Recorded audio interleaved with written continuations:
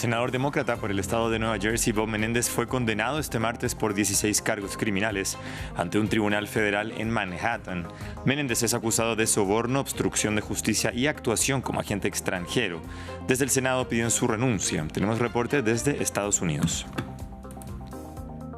Un informe de la organización Human Rights Watch revela que más de 3.000 niños en El Salvador han sido detenidos de manera arbitraria y sometidos a múltiples violaciones de derechos humanos. Esto en medio del estado de excepción decretado por Nayib Bukele para luchar contra las pandillas. Tenemos análisis. Y el presidente Emmanuel Macron aceptó este martes la dimisión de su primer ministro Gabriel Attal y de su gabinete tras el último Consejo de Ministros presidido por Attal. Sin embargo, el gobierno se mantendrá de manera interina al menos hasta el fin de los Juegos Olímpicos de París.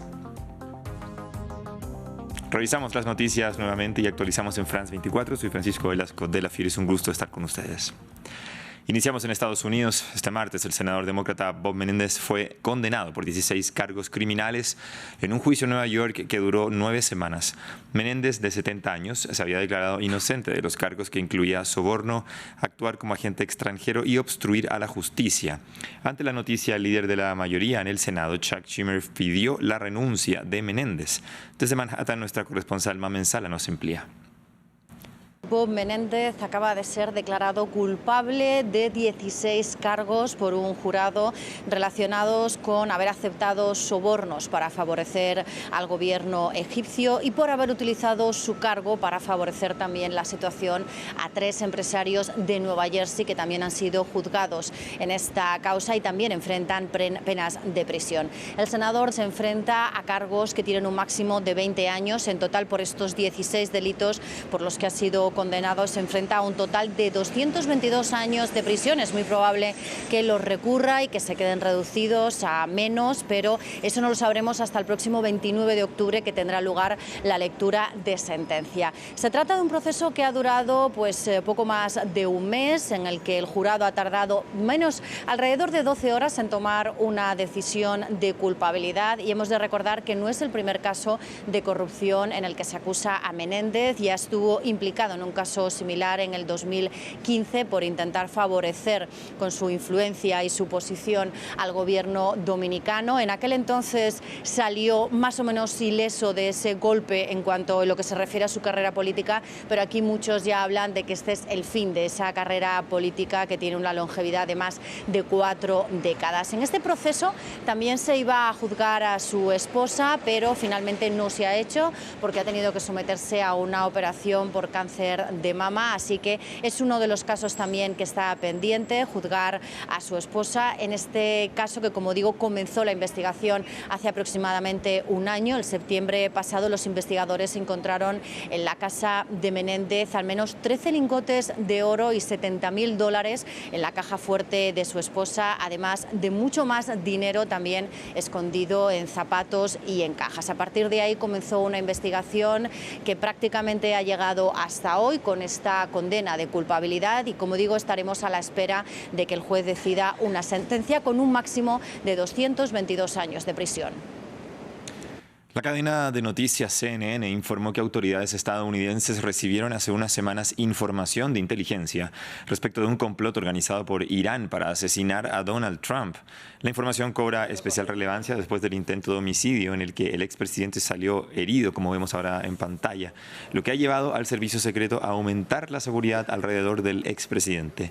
No obstante, CNN señaló que no hay indicios de que el ataque del sábado estuviera relacionado. Por su parte, la directora del servicio secreto asumió la responsabilidad del atentado del fin de semana contra el republicano. Shock. Conmoción y luego preocupación, obviamente. Lo que yo diría es que el servicio secreto es responsable de la protección del expresidente. La responsabilidad recae sobre mí, soy la directora. Aprecio los comentarios del secretario y continuaremos siendo transparentes y comunicándonos con la gente. Bien, seguimos avanzando y lo anunciábamos en titulares. Un nuevo informe de Human Rights Watch reveló que más de 3.000 menores han sido detenidos y en algunos casos torturados arbitrariamente desde que el presidente Nayib Bukele decretó el estado de excepción en El Salvador para luchar contra las pandillas. Vamos a profundizar en este tema y para ello estamos con André Rangel, director asociado de comunicación para América de Human Rights Watch. André, gracias por estar con nosotros en France 24. Gracias a ti por esta oportunidad.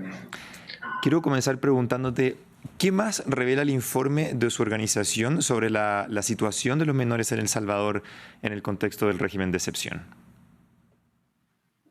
Nuestro informe ha documentado distintos casos de, como tú mencionabas, detenciones arbitrarias, tortura y otros malos tratos contra niños, niñas y adolescentes que han sido detenidos por policías y militares durante el régimen de excepción en El Salvador. Además de esto, muchos de ellos han sido detenidos en condiciones deplorables que incluyen hacinamiento, falta de alimentación y atención médica adecuadas, además de que se les ha negado el contacto con abogados y familiares. Además, también han sido detenidos algunos de ellos con adultos, lo cual viola el derecho internacional y la ley salvadoreña, y han sufrido golpizas o agresiones sexuales incluso. Finalmente, también hemos identificado que varios de ellos han sido condenados o acusados de delitos que se definen de manera muy amplia, como el de agrupaciones ilícitas, y sus procesos penales han incluido violaciones al debido proceso. André, ¿cómo se protege a los niños en un estado donde el poder está totalmente concentrado? Nosotros proponemos una política que el gobierno y las autoridades de El Salvador enfoquen la política de seguridad en los derechos humanos para que puedan desmantelar las pandillas de una manera sostenible. Además de esto, prevenir el reclutamiento infantil y finalmente proveer protección y oportunidades educativas y laborales a niños y jóvenes. Nosotros creemos que de esta manera se puede abordar el problema de la criminalidad en el país de una manera integral, que toma en cuenta el impacto muy serio que ha tenido esta política sobre los más jóvenes. El informe de ustedes arroja luces y pruebas también contundentes respecto de arrestos injustificados a menores. ¿Cómo se lucha contra estas injusticias, propiamente tal, cometidas, cuando al otro lado Nayib Bukele goza de tanta popularidad en las calles? Nosotros creemos que la popularidad no puede ser una justificación para este tipo de abusos contra los niños salvadoreños. Creemos que en este contexto que tú describes, la comunidad internacional tiene un papel muy importante de exhortar al gobierno de Nayib Bukele a cesar las violaciones de derechos humanos y enfocar su política de seguridad en proteger también la vida y el futuro de la niñez en el país. Y si bien, como tú decías, no es suficiente la popularidad del presidente, lamentablemente lo es. O sea, eso es un hecho al que no podemos negar y justamente es difícil entonces luchar contra este tipo de injusticias cuando la mayoría del país está de acuerdo con el presidente. En ese caso, ¿qué otras son las acciones que se pueden hacer fuera de la información que ustedes están revelando hoy día con el informe para poder dejar de que se cometan este tipo de actos injustos? Bueno, nosotros creemos que también, digamos, esta popularidad que mencionas también implica pensar a largo plazo, y en este caso nosotros decidimos hacer esta investigación porque nos parece importante visibilizar el impacto que estas medidas que están enfocadas en el corto plazo pueden tener en las futuras generaciones y en particular en poblaciones en situación de vulnerabilidad como los niños y los jóvenes en el país. Entonces esperamos que también los votantes y la sociedad salvadoreña en su conjunto se sensibilicen y tomen conciencia de lo que está ocurriendo. Es lo que esperamos todos, esperamos cambios contundentes. Entonces, André Rangel, director asociado de comunicación para América de Human Rights Watch, gracias por estar en France 24. Gracias a ti. Seguimos avanzando y nos quedamos en la región.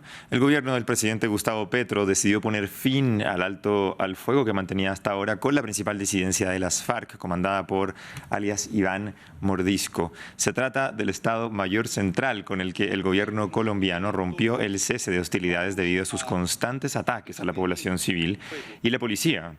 El grupo está en conversaciones de paz desde el año pasado, pero los diálogos han sido entorpecidos por los frecuentes ataques de ese grupo en el sureste del país. Sin embargo, se mantuvo la tregua por 3 meses con el bloque Gentil Duarte, Jorge Suárez Briceño y con el Frente Raúl Reyes.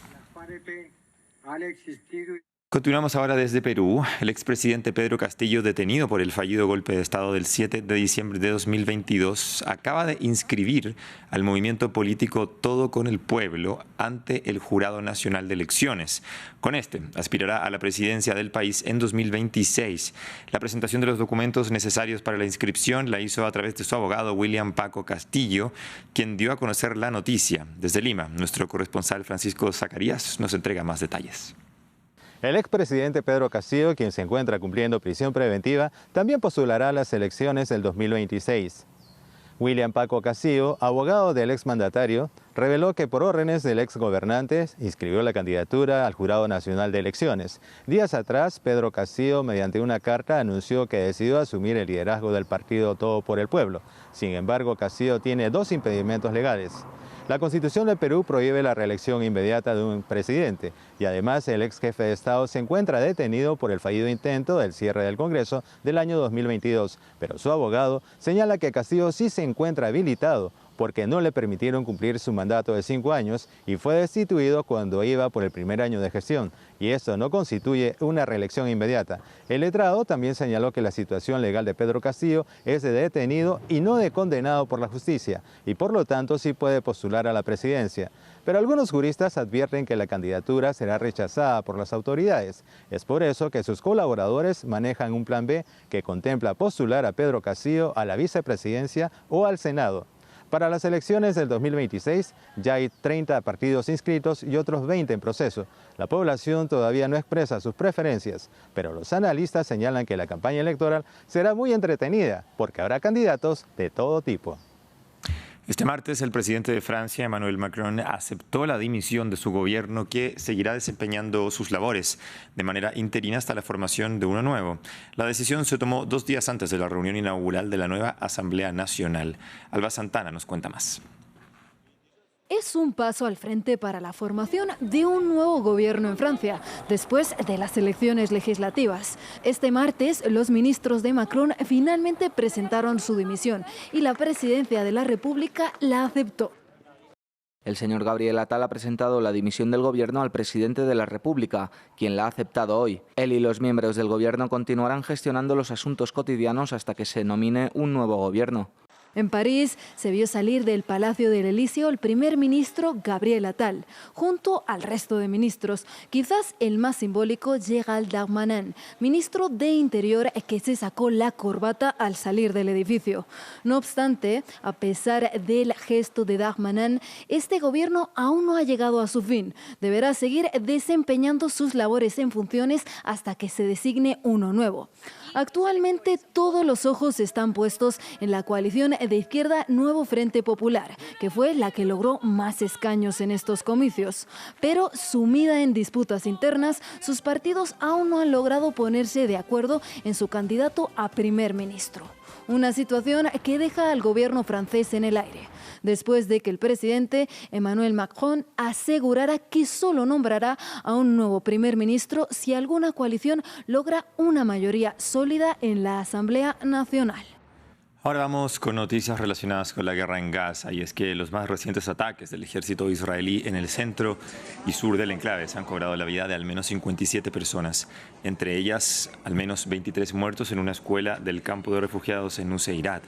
Entre los fallecidos se encuentra el periodista Mohammad Meshmesh, lo que eleva a 160 el número de comunicadores muertos en el conflicto. Este martes, el ejército de Israel dijo haber eliminado a la mitad de los líderes de Hamas, con unos 14.000 combatientes muertos o capturados desde el inicio de la guerra. Y cerramos con deporte y el sueño cumplido del jugador francés Kylian Mbappé, porque el futbolista de 25 años acaba de firmar con el Real Madrid por 5 temporadas, poniendo fin a una época de constantes transferencias y cambios. Mbappé se mostró emocionado ante un Bernabéu repleto de fanáticos para más tarde dar una conferencia de prensa donde asombró con un español casi perfecto. Escuchémoslo. Es un honor, un privilegio de ser un jugador de Real Madrid. Este día es fantástico, histórico para mí, para mi familia, mis amigos. Yo esperaba un gran día, pero fue mucho mejor que yo lo esperaba. Me siento como un privilegio de poder decir que soy un jugador de Real Madrid. Fue mi sueño de niño, espero este momento desde muchísimo tiempo y ahora es la realidad. Soy un jugador de Real Madrid y eso es un sueño. Un sueño no se paga. Cerramos este bloque de noticias, sigue con nosotros y ya regresamos.